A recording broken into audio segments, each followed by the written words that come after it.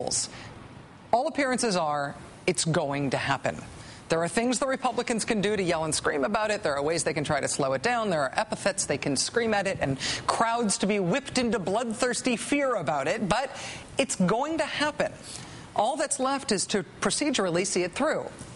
And, of course, to pop the popcorn and watch the people opposed to health reform lose their minds over the fact that this is one that they have lost. For example, Senator Charles Grassley, the Republicans' point person in the Senate on health reform, has now started denouncing his own proposal for a mandate that people buy insurance. It's Charles Grassley's own idea, which he is now denouncing as unconstitutional.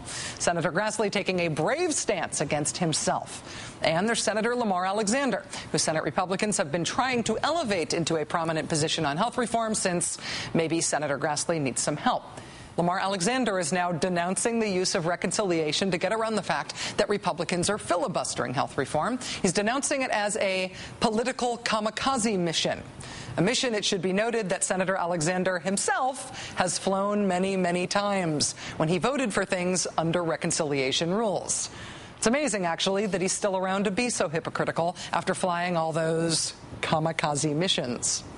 Then there's Senator John McCain, who's proposing now to change Senate rules so that no one could use reconciliation rules to get around a filibuster when they're voting on something that involves entitlement programs like Medicare or Medicaid or Social Security. John McCain's own record of voting yes on those types of votes that he now wants to ban is apparently not holding the senator back from taking this strong stance against his own behavior.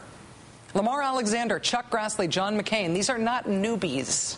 These are senators who have been around the block. These are guys who book themselves on the Sunday talk shows instead of the other way around because they're such respected, respectable members of the political establishment. I thought these were the people who were supposed to take seriously, and yet they're just trying to get away with really, really, really blatant hypocrisy on this subject.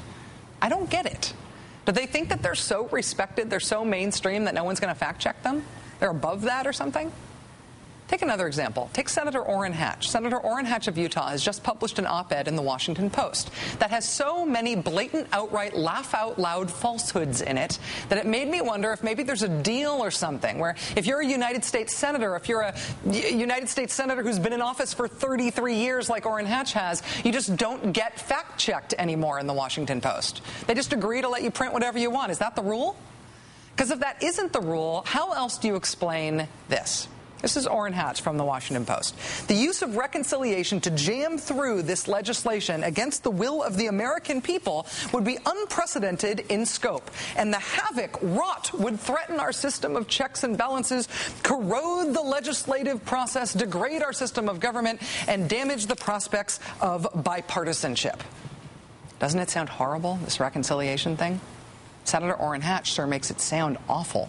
Senator Orrin Hatch, who voted for a reconciliation bill in 1989 and in 1995 and in 1996 and in 1997 and again a second time in 1997 and again in 1999 and in 2000 and in 2001 and in 2003 and in 2005 and then again in 2005 and then in 2007. Now he says that doing what he's done all those times would wreak havoc.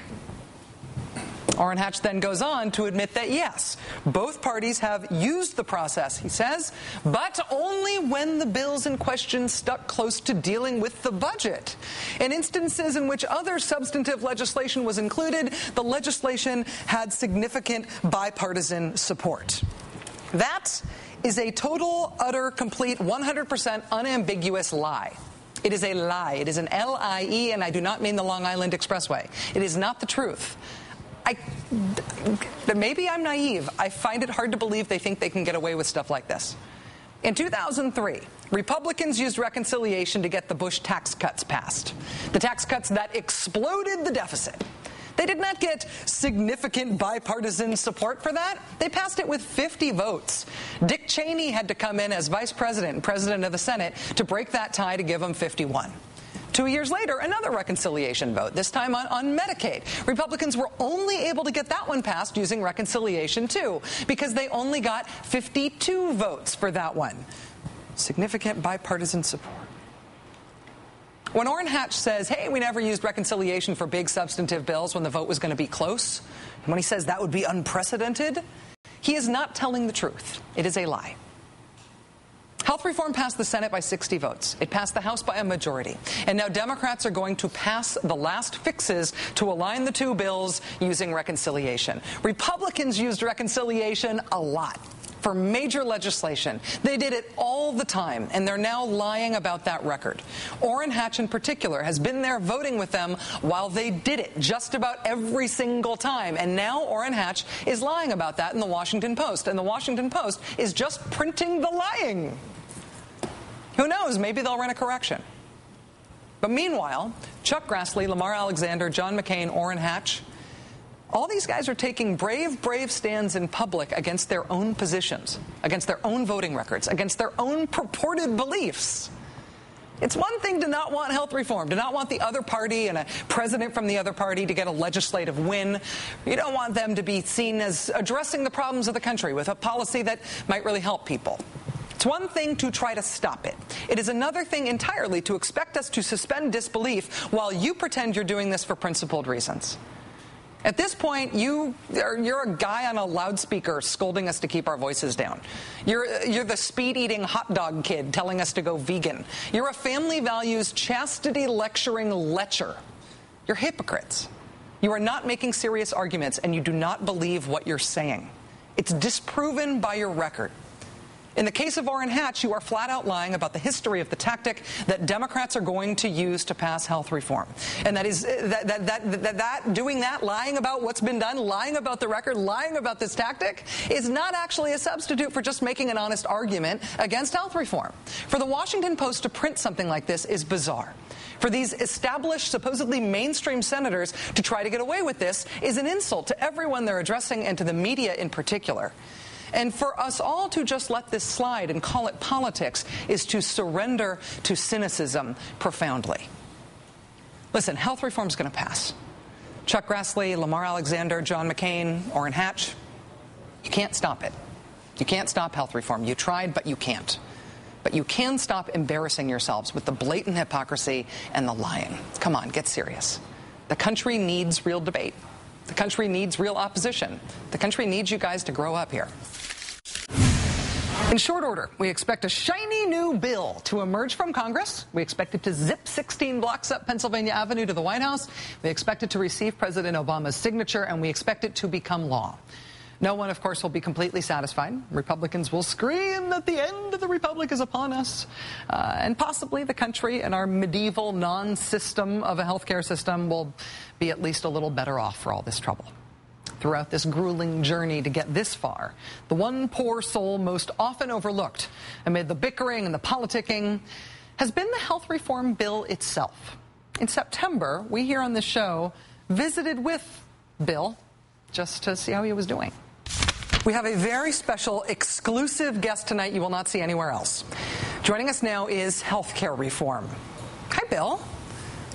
Are you okay? I have to say, you don't actually look very good. I've had a bad August, Rachel. People said so many mean things. I don't want to kill old people. Come on.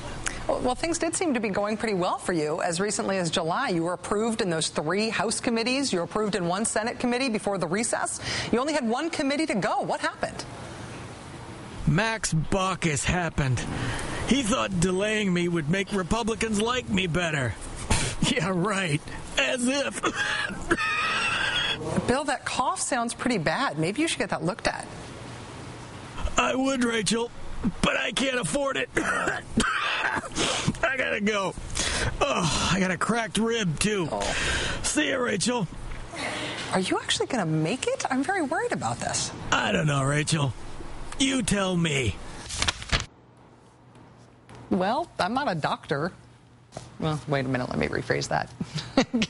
Given everything that has happened in the 64 and a half years since comprehensive health reform was first proposed in this country, given the extraordinary power exerted to oppose health reform down the home stretch in the last year, no one can say with 100% certainty that the health reform bill is going to survive. But given everything, all things considered, I think Bill is doing okay right now. We won't stop paying attention until we know for sure one way or the other.